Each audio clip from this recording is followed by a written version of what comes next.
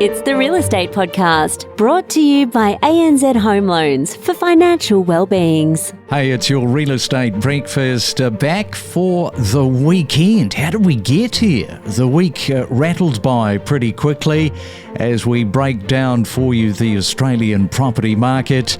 Got another busy Saturday morning property show coming up, and you might be in the trenches today going for it with real estate right across Australia. If you are listening outside of Australia and need guidance on, somebody to help you back in Australia, whether it be helping you buy a property, whatever the case may be, remember we've got that curated list of real estate professionals that we can help make that introduction process easier. Or if you are in Australia and you're looking at putting your property on the market, you're selling, again, we can make recommendations with companies who we trust. All you've got to do is email us, myrealestatepodcast@gmail.com. Tell us the area in Australia that you are in and we will make the connection. It is as easy as that.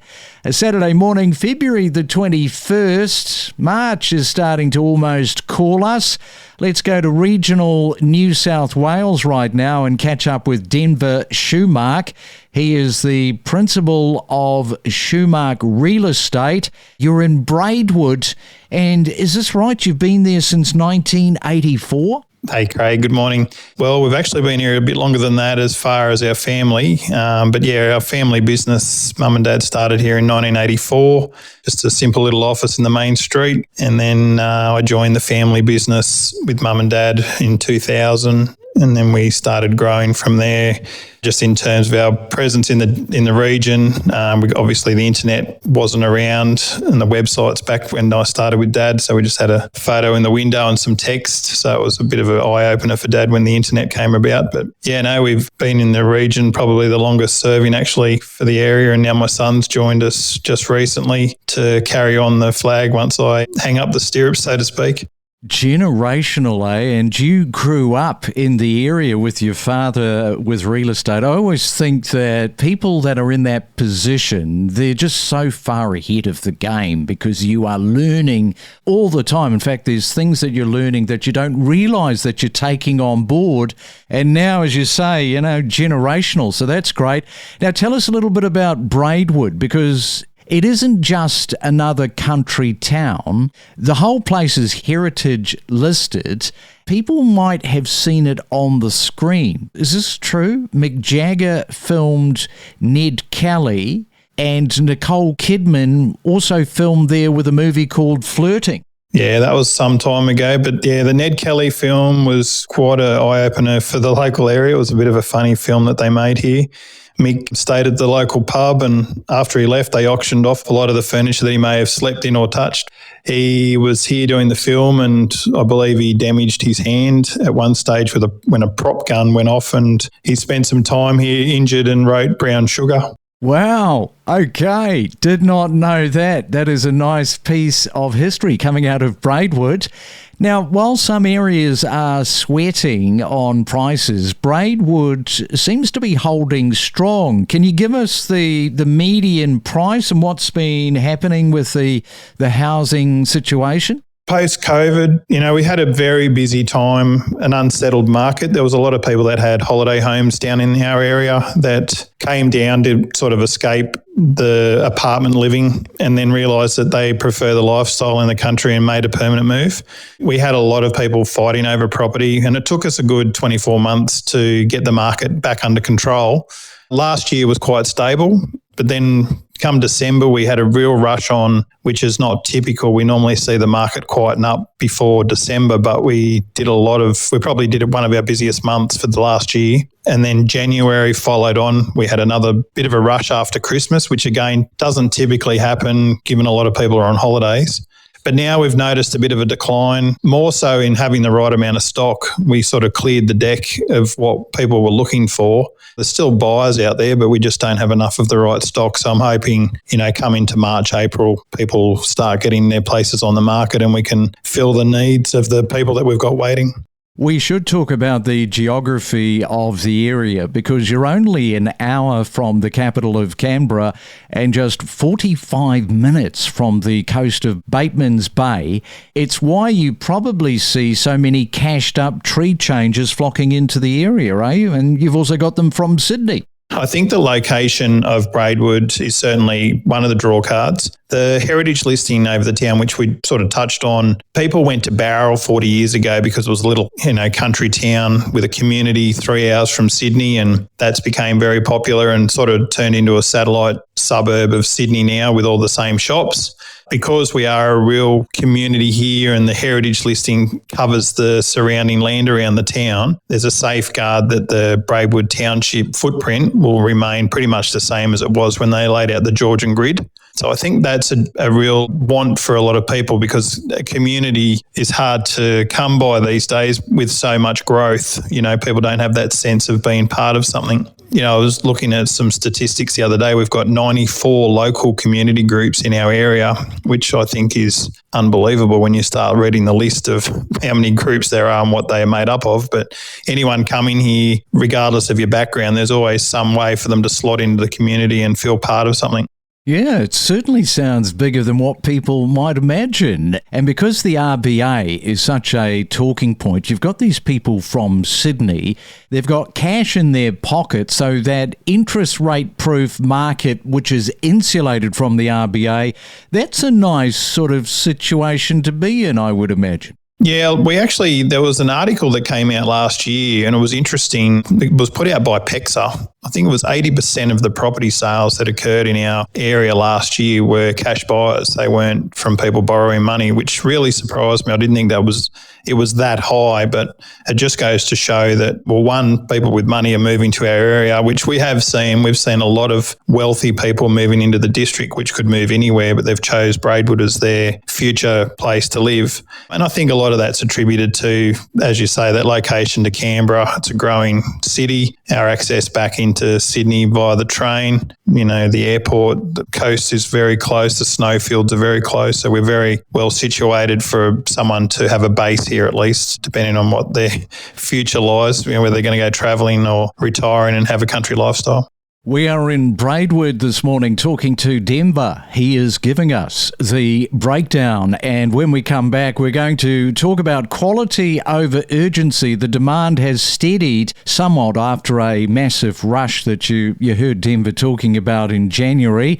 Also finding out what maybe are a couple of things that people didn't realise before they moved in and have since been raving about. We're back after this. Let's fuel your passion for property together. Join us, along with our industry experts, to help inspire and inform your next real estate decision. Let's now go to, we're going to Queensland, and we are catching up with Sharon McCauley from Tom Grady Real Estate, and this is in Gympie. You decided to go into the banking sector, but see what happens? Because it's in the blood, you could only do that for so long before you got into real estate. Yeah, that's right. I was buying and selling a lot of properties back in the early 2000s and just found myself over at Winnamanly and went, I think I better get myself a real job because I'd bought quite an expensive property, and that's how I ended up getting into selling real estate myself. I dealt with a lot of interesting real estate agents while I had been buying and selling, and I thought, geez, if they can sell, I'm pretty sure I can. So yeah, the rest is history. Ready to take your real estate knowledge to the next level?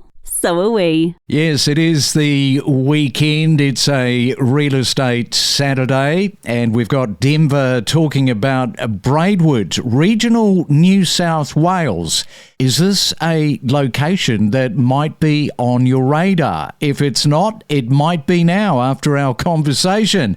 Now, we want to talk, and I know that you've touched on the demand has steadied somewhat after the rush in January, but your buyers seem to be decisive. They're not just looking for a house, they're looking for this lifestyle change.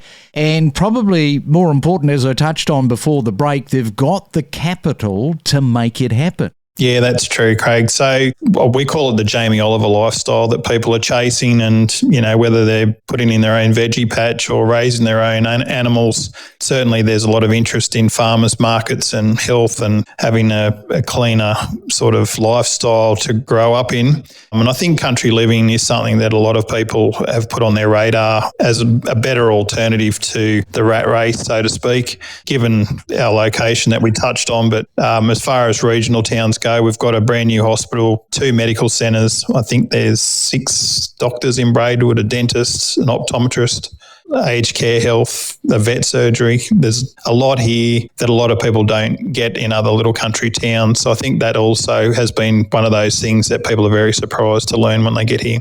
That is a really good fundamental point, because the older generation, they are looking for medical services, and so many of these regional areas, some have actually been forced to move into these regional areas because they cannot afford to buy elsewhere.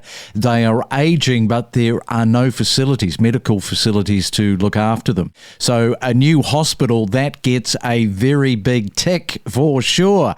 Now, just before we go, I want you to tell us a little bit about a couple of things that people might be surprised about. They didn't know beforehand.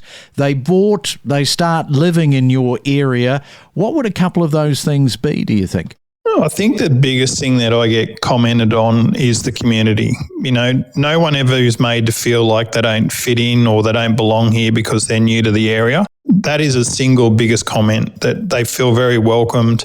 Another big surprise a lot of people get is they move here and realise that their friends from 20 years ago live here, and then they've rekindled friendships that they may have fallen out of, through work or lifestyle changes, and realise that they've got a lot more people here that they know than they may have even had in their own suburb back in the city. So it's quite interesting hearing those stories. Yeah, I think the main thing is the lifestyle with the community, people feeling very welcomed and safe and included. Now, you mentioned all those communities. I would imagine there would be maybe a little bit of flavour for country music in your town.